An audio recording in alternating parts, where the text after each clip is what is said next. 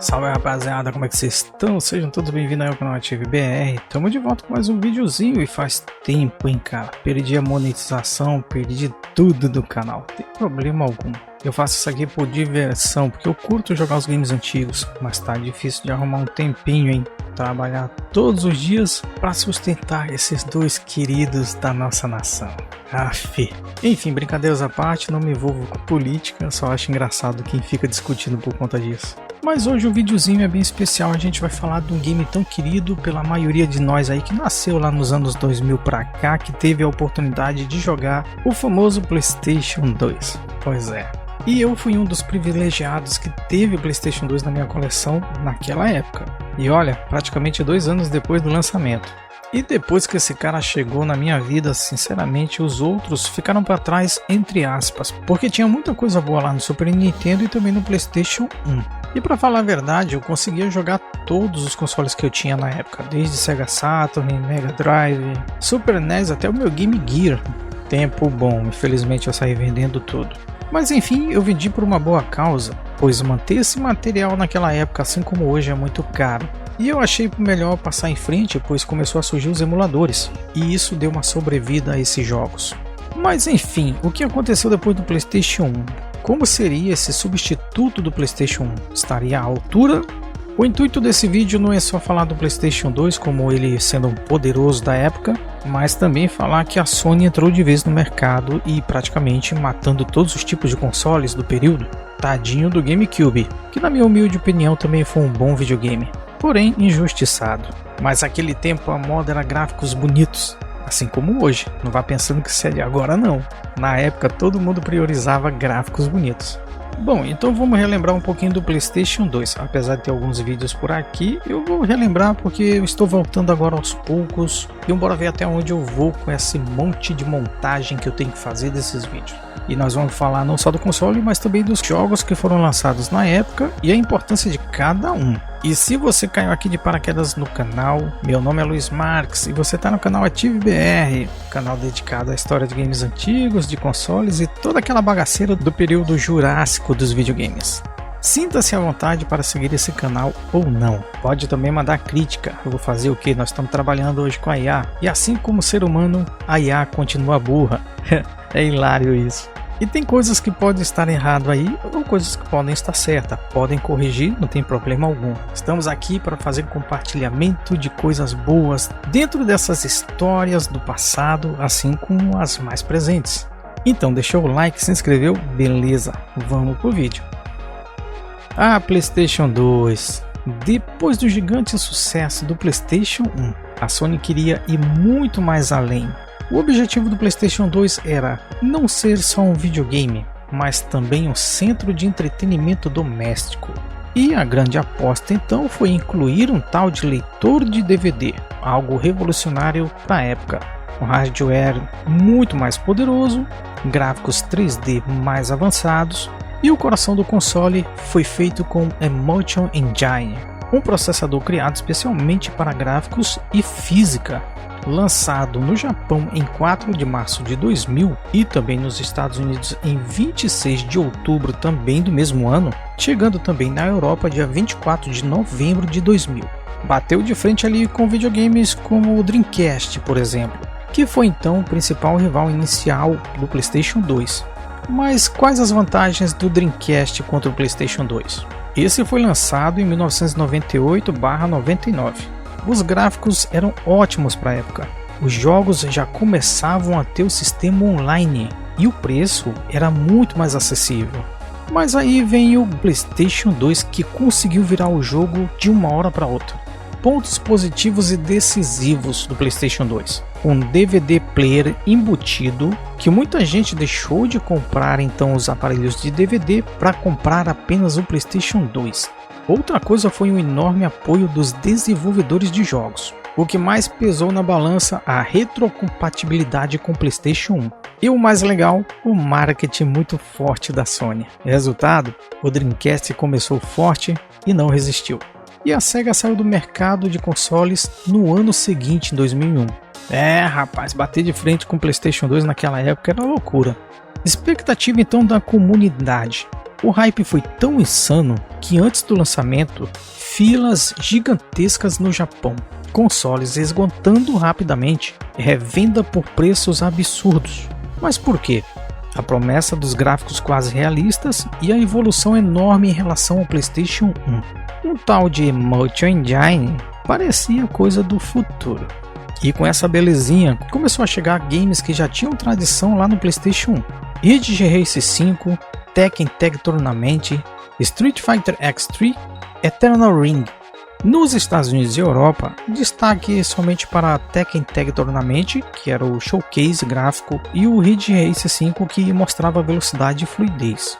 Uma das curiosidades também do PlayStation 2 é que ele ajudou muito a popularizar então o DVD. Era mais barato comprar um PlayStation 2 do que o próprio aparelho DVD. Isso impulsionou o formato no mundo inteiro. Sabe que foi bacana de ver que o PlayStation 2 conseguiu vender acima dos 100 milhões de unidades. O PlayStation 2 ficou com 155 milhões, que é um recorde até hoje. E essa tal da retrocompatibilidade que rodava os games do PlayStation 1 deu uma vantagem enorme no início. E muita gente acha que os games do PlayStation 2 eram fáceis de programar. Só que não. A Emotion Engine era poderoso e complexo. Muitos jogos demoraram anos para explorar todo o potencial desse hardware. Na categoria de jogos, o PlayStation 2 tem mais de 3.800 jogos. Clássicos como os Grand Theft Auto San Andreas, God of War e um tal de Shadow of Colossus, que eu não sei nem que jogo é esse. Resumo, PlayStation 2 nasceu com a ambição de dominar o entretenimento. Chegou com um hype gigantesco, derrotou o Dreamcast com estratégia e timing e virou o console mais vendido da história. Mas que diacho é esse tal de Emotion Engine do PlayStation 2? Bom, esse é um dos componentes mais interessantes e complicados da história dos videogames. Ele foi projetado então pela Sony em parceria com a Toshiba e tinha um objetivo ousado: simular emoções realistas através de movimentos e físicas dos jogos. E o que era realmente o Emotion Engine? É um processador principal, que a gente conhece hoje como CPU. O clock dele era apenas 294 MHz, uma arquitetura baseada em MIPS, focado em cálculos matemáticos pesado, principalmente com 3D. Diferente do CPU tradicional, ele foi pensado especificamente para animações complexas, físicas realistas, então processamento geométrico 3D. E o segredo estava na parte interna do processador.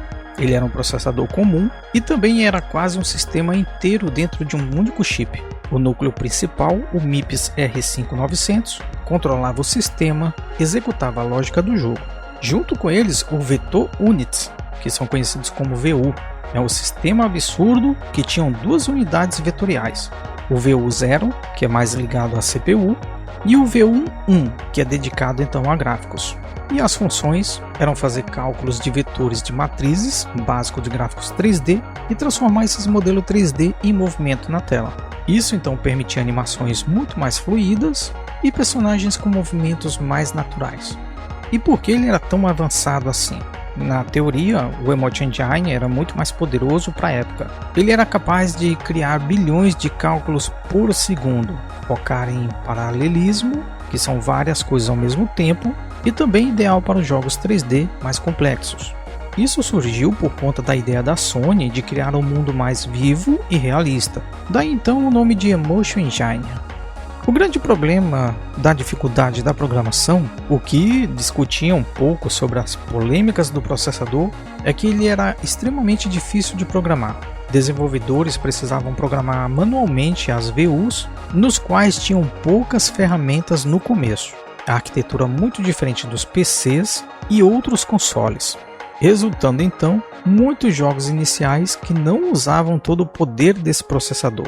Gráficos no começo que pareciam apenas ok. Tanto que alguns games na época de lançamento do PlayStation 2, eles não vinham na mídia DVD, eles vinham em mídia como CD, arquivos menores, onde o processador praticamente só utilizava as melhorias da textura, era quase como um remaster do PlayStation 1. Isso era nítido quando você jogava. Mas e aí, quando ele começou a brilhar?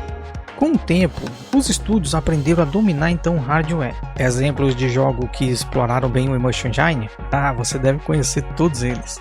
Metal Gear Solid Snake 3 e que tal God of War 2? ou mesmo Shadow of Colossus.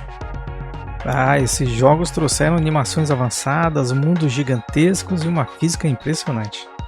Um resumo simples então desse processador. Um CPU revolucionário e complexo, projetado para gráficos e física avançada, difícil de programar, mas extremamente poderoso. Um dos principais motivos do sucesso técnico do PlayStation 2. E se eu deixei de falar alguma coisa, digita aí na descrição, mostra também onde é que eu errei, não tem problema algum. Como eu falei no início, essa IA está meio burra, o que nos torna também um pouquinho burro por seguir ela. Então não fique acanhado, mostre o seu conhecimento para a galera que está aqui no canal. E aí, quais jogos vieram no lançamento do PlayStation 2? O principal jogo lançado no PlayStation 2 foi um tal de Ridge Racer 5, jogo de corrida da Namco, muito usado para demonstrar o poder gráfico então do console. E às vezes a gente se pergunta, não existe um único primeiro jogo do PlayStation 2 lançado somente com um jogo? Felizmente não foi assim, porque vários games foram lançados ao mesmo tempo junto com o console, mas Ridge Racer 5 e Tekken Tag Tournament são geralmente lembrados como os principais títulos iniciais. Analisando um pouquinho do Ridge Racer 5, ele foi lançado lá em 4 de março de 2000 no Japão, assim como 22 de outubro nos Estados Unidos e 24 de novembro na Europa. Ele não tem uma história tão bacana, mas diferente dos jogos modernos, Ridge Racer 5 não teve uma história tradicional como uma narrativa ou um personagem aprofundado. O que tem mais no game é um contexto que gira em torno de um campeonato fictício de corrida urbana, uma equipe rival chamada 13 Racing, e você se apresenta a uma equipe que precisa vencer corridas e dominar o cenário. Essa narrativa minimalista é mais estilo arcade da época, que focava mais na experiência de corrida do que na história. A jogabilidade desse game é onde realmente brilha. Isso para a época, porque hoje em dia para jogar é realmente difícil. Corridas rápidas, diretas, sem simulação realista, foco total em diversão, velocidade, é isso. Também tem um sistema de drift, que é uma marca registrada desse jogo, o grande destaque da série. Você precisa fazer curva deslizando em drift de forma precisa. Quanto melhor o drift, mais rápido você sai das curvas. Poucos modos no game, como o Grand Prix, campeonato principal, o Time Attack, que é bater recordes de você mesmo, e o Versus Mod, que é multiplayer local. Então o game fica assim. Ao vencer corridas, você desbloqueia novos carros, novas variações de pista, desafios mais difíceis. Tem uma das coisas também que é legal no game, a trilha sonora, música eletrônica, técnico, que são marcantes para quem jogou na época. Muito elogiado também por todos que jogaram. Essas músicas ajudavam a ter uma sensação de velocidade. Ponto positivo, como o videogame era da nova geração, os gráficos impressionavam, sensação de velocidade, jogabilidade acessível e divertida. E esse game ficou com a nota 7 de 10, era uma média. Foi uma ótima pontuação para um dos primeiros jogos do PlayStation 2. É lógico que com o tempo aparecendo outros games, essa pontuação ficou meio questionável. Então é isso, eu podia falar de muito mais games do PlayStation 2, mas o vídeo vai ficar muito gigante. Então o que eu vou fazer? Eu vou passar por cada game do PlayStation 2 contando histórias de cada um ano de lançamento, que eu acho que é interessante relembrar. Talvez, quem sabe, vire um canal de análise do game antes de você jogar. Pode ser que seja bom, pode ser que dê ruim, não sei. Mas com certeza vai ser um bom canal de procura de jogos para saber se realmente vale a pena jogar hoje em dia. Se tu curtiu esse tipo de vídeo, segue nosso canal AtiveBR, tem muita história aqui no canal, fique à vontade para assistir ou não. Vamos tentar reativar esse canal, eu vou tentar fazer alguns vídeos durante a semana. Não vou garantir que tenha um vídeo por semana ou por dia, porque realmente meu tempo está bem corrido, mas à medida do possível vamos tentar reativar este canal. Então eu conto vocês que são seguidores aqui do AtiveBR, o canal ainda não morreu, estamos aqui.